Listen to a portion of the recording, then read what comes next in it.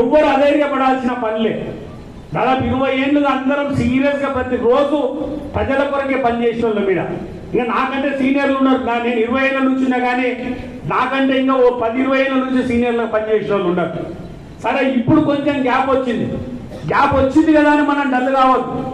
ఇలా last date కాబట్టి municipal కానీ చైర్మన్ కానీ కౌన్సిలర్లు మా టైం అయిపోయింది అనుకోవద్దు.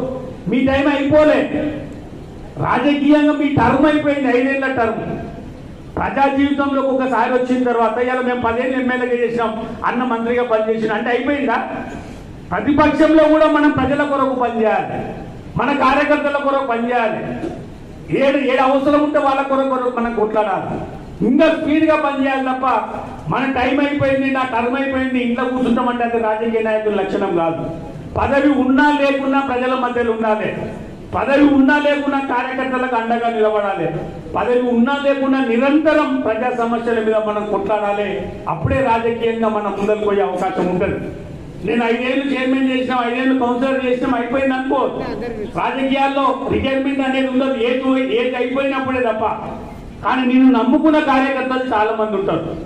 నేను నమ్ముకున్న కార్యకర్తలు అర్ధరాత్రి కష్టపడే వాళ్ళు ఉంటారు.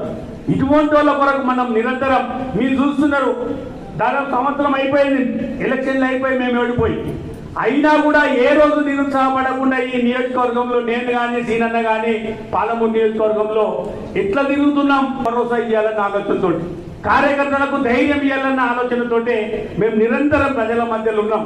అందుకే మీరు కూడా ఇవాళ కౌన్సిలర్లు, కోఆప్షన్ సభ్యులు, చైర్మన్ ఇవాళ మా లాస్ట్ డేట్ అనుకోవద్దు. ఇంకా దీనికంటే రెట్టింపు ఉత్సాహంతో రాబోయే కాలంలో పార్టీ కొరకు, ప్రజల కొరకు పనిచేయాల్సిందిగా మనస్ఫూర్తిగా కోరుకుంటూ వేదిక